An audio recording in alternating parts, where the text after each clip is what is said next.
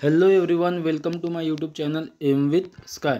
दोस्तों, government of India, ministry of railways, railway recruitment board की तरफ से डिटेल सेंट्रलाइज एम्प्लॉयमेंट नोटिफिकेशन आया है ग्रुप डी के लिए, जो है CN नंबर 8/2024।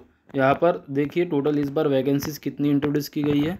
तो यहाँ पर देखिए टोटल वैकेंसीज का टेबल दिया गया है, जो 32,438 वैकेंसीज है, मतलब 32,438।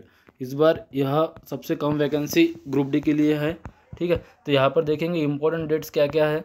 इंपॉर्टेंट डेट्स में ऑनलाइन अप्लीकेशन की तारीख 23/1/2025 है। ठीक है, एक हफ्ते स्टार्ट हो गया है और क्लोजिंग डेट इसकी है 22/2/2025। तो यहाँ पर देखिए सबसे पहले details of vacancy at glance. तो यहाँ पर वैकेंसी किस बारे में है, वेरियस पोस्ट इन लेवल 1। ठीक है, लेवल 1 7 CPC पे मैट्रिक्स आने वाले एक साल में ये 8 पे में आ जाएंगे। ठीक है, उसके बाद इसका इनिशियल पे कितना होता है, बेसिक इसका होता है 18,000। ठीक है, मैक्सिमम इसका पेमेंट जो है स्टार्टिंग में इनिशियली 30,000 के आसपास जाता है। ठीक है, उसके बाद मेडिकल स्टैंडर्ड देखेंगे इसका, और एज लिमिट यहाँ पर दी गई है कहाँ तक, 1/1/2025 तक। कितना है, 18 से लेकर के 36 साल तक। मतलब कोरोना के यहाँ पर हमको 3 साल एक्स्ट्रा मिले हैं, नहीं तो नॉर्मली यह 18 से 33 एज कैटेगरी होती है। तो जिनका अभी एज कोरोना के कारण बैठेगा उसके लिए बहुत सुनहरा मौका है, अच्छे से पढ़ाई कीजिएगा। आगे देखते हैं इसकी डिटेल और। ठीक है, तो देखिए इसका मेडिकल स्टैंडर्ड क्या होता है। जितने भी यहाँ पर टोटल 14 पोस्ट आई है, तो उनका मेडिकल स्टैंडर्ड यहाँ पर दे रखा है। ठीक है, तो सबसे पहले यहाँ पर A2 है, जिसमें विज़न आपका 6/9 दोनों आँखों का चाहिए और ये विदाउट ग्लास चाहिए। ठीक है, उसके बाद A3 यहाँ पर मेडिकल कैटेगरी दी गई है, तो डिस्टेंस विजन 6/9 या तो ग्लास के साथ या फिर विदाउट ग्लास के साथ। उसके बाद B1 कैटेगरी है, B2 है, C1 है और C2 है। तो ये यहाँ पर ये मेडिकल स्टैंडर्ड आपका फुलफिल होना चाहिए। ठीक है दोस्तों, एज लिमिट के बारे में बात करेंगे। तो यहाँ पर आपकी एज लिमिट कितनी होनी चाहिए, तो लेवल 1 के लिए prescribe age limit normal course में कितनी होती थी, जब भी मैंने आपको बताया 18 से लेकर के 33 साल तक।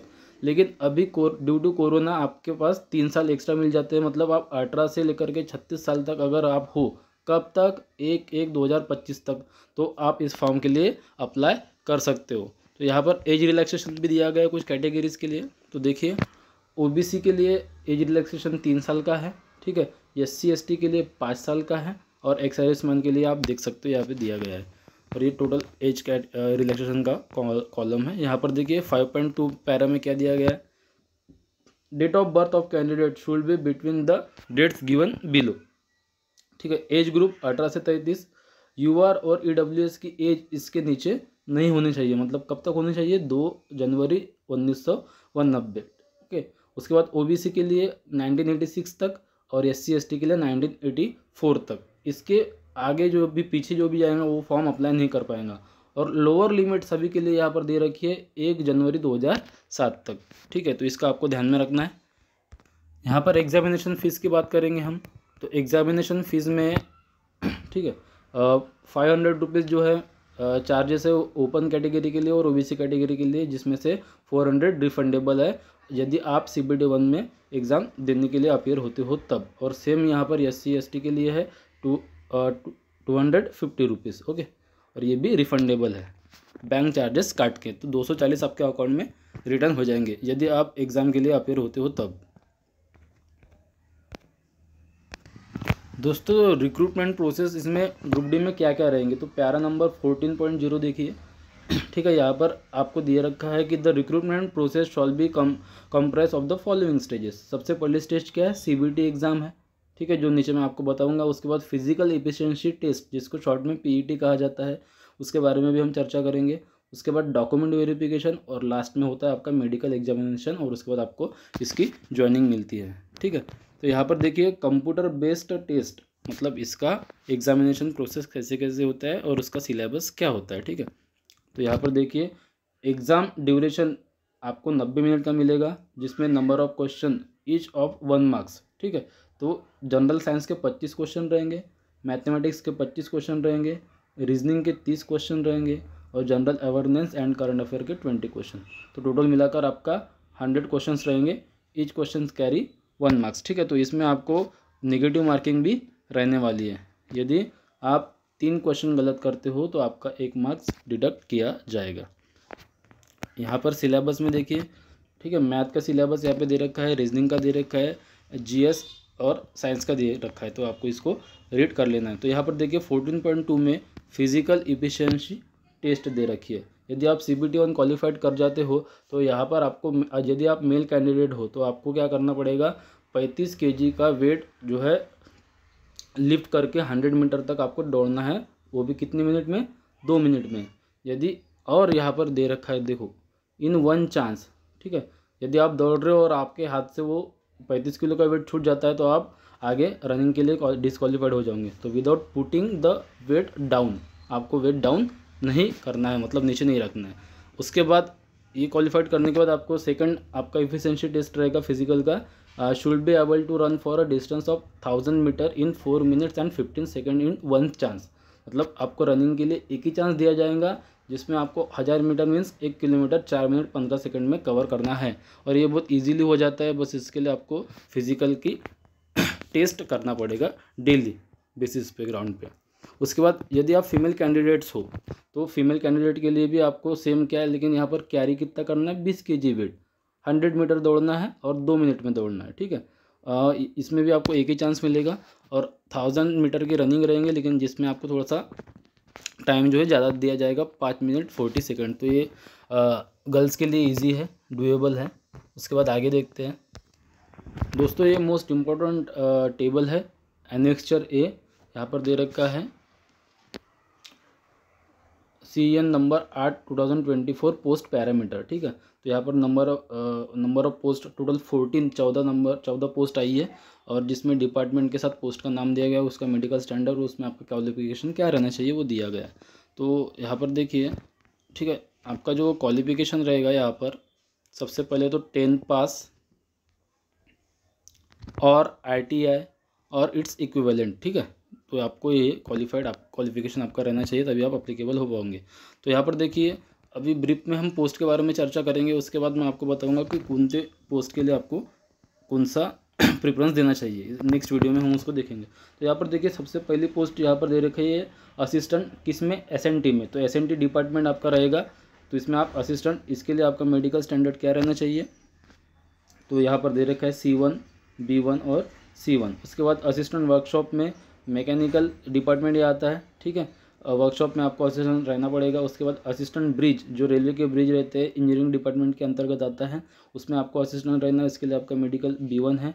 उसके बाद असिस्टेंट कैरेज एंड वैगन, जिसको CNW कहा जाता है, ठीक है, जो रेलवे के वैगन रहते हैं, उसके लिए ये पोस्ट है। मैकेनिकल डिपार्टमेंट इसका आता है, ठीक है। उसका सब डिपार्टमेंट क्या है, कैरेज एंड वैगन, CNW। इसके लिए मेडिकल स्टैंडर्ड आपका B1 होना चाहिए। असिस्टेंट लोको शेड, ठीक है, लोको शेड में जो डीजल लोको होते हैं, डीजल लोको के लिए पर्टिकुलर है, तो ये मैकेनिकल के अंतर्गत आता है। तो जो भी लोको शेड के टेक्नीशियंस होते हैं उसके अंतर्गत आप काम करोगे, और इसमें आपका B1 पोस्ट चाहिए, मेडिकल स्टैंडर्ड चाहिए। उसके बाद 6 नंबर में देखिए, असिस्टेंट लोको शेड इलेक्ट्रिकल, जितने भी इलेक्ट्रिकल लोको है, ठीक है, कन्वेंशनल और इलेक्ट्रिकल लोको, जिसमें WAG9, WAG7, WAP5, WAP7, तो उसका जो टेक्नीशियन रहेगा उसके अंतर्गत आपको उनको असिस्ट करना है, ठीक है। जैसा बाइक का सर्विसिंग किया जाता है वैसा लोको का सर्विसिंग होता है, जिसका नाम है असिस्टेंट लोको शेड होता है, उसमें आपको उसको टेक्नीशियन को असिस्ट करना है, ठीक है, इंजन की सर्विसिंग के लिए। तो इसमें आपका मेडिकल स्टैंडर्ड B1 होता है। उसके बाद यहाँ पर दे रखा है assistant operation electrical department, 7th number में। इलेक्ट्रिकल डिपार्टमेंट के अंतर्गत आता है जनरल सर्विसेज, जो भी क्वार्टर्स वगैरह रहते हैं, रेलवे के ऑफिस रहते हैं, उसमें आपको इलेक्ट्रिकल का असिस्टेंट्स रहना पड़ेगा। इसका मेडिकल स्टैंडर्ड B1 है, किसी में C1 दिया गया है, वो देखेंगे डिटेल में। उसके बाद 8 नंबर का है असिस्टेंट PWay, तो ये इंजीनियरिंग डिपार्टमेंट के अंतर्गत आता है, ठीक है। जो भी वेल्डर रहता है, उसके बाद ब्लैक स्मिथ रहता है, उसके असिस्टेंट्स के लिए ये पोस्ट निकाली गई है। तो इसका मेडिकल स्टैंडर्ड भी कितना है, B1, ओके। और देखिए 8 नंबर का होगा और 6 पोस्ट बाकी है, ठीक है। तो यहाँ पर देखिए 9th में यहाँ पर दे रखा है assistant TL train light and AC workshop, okay. तो इसमें इलेक्ट्रिकल डिपार्टमेंट आपका होता है, जनरल सर्विसेज है, जो भी ऑफिस में AC वगैरह होंगी, ट्रेन के लाइटें वगैरह पंखे, उसके लिए इसका मेडिकल स्टैंडर्ड C1 है। उसके बाद फिर से सेम पोस्ट है, तो यहाँ पर assistant TL and AC electrical department, general service और प्रोडक्शन यूनिट में मेडिकल स्टैंडर्ड देख लीजिए B1 C1। उसके बाद दिया है असिस्टेंट ट्रैक मशीन, ठीक है। ट्रैक मशीन का असिस्टेंस जो भी इंजीनियरिंग डिपार्टमेंट के अंतर्गत मशीन होती है, छनाई की मशीन रहती है, पैकिंग की मशीन रहती है, स्लीपर के उठाने की मशीन रहती है, तो वो मशीन के लिए आपको असिस्टेंट लगता है, तो इसके लिए पोस्ट है। तो ये 21 days 22 days out of town आप रहोगे और 1 हफ्ते का आपको रेस्ट रहेगा। तो थोड़ा सा ये पेमेंट इसमें ज़्यादा रहेगा, लेकिन थोड़ा आप घर के बाहर रहोगे। तो देख लीजिएगा, इसका मेडिकल स्टैंडर्ड A3 है, ओके। उसके बाद 12th नंबर की पोस्ट है असिस्टेंट TRD।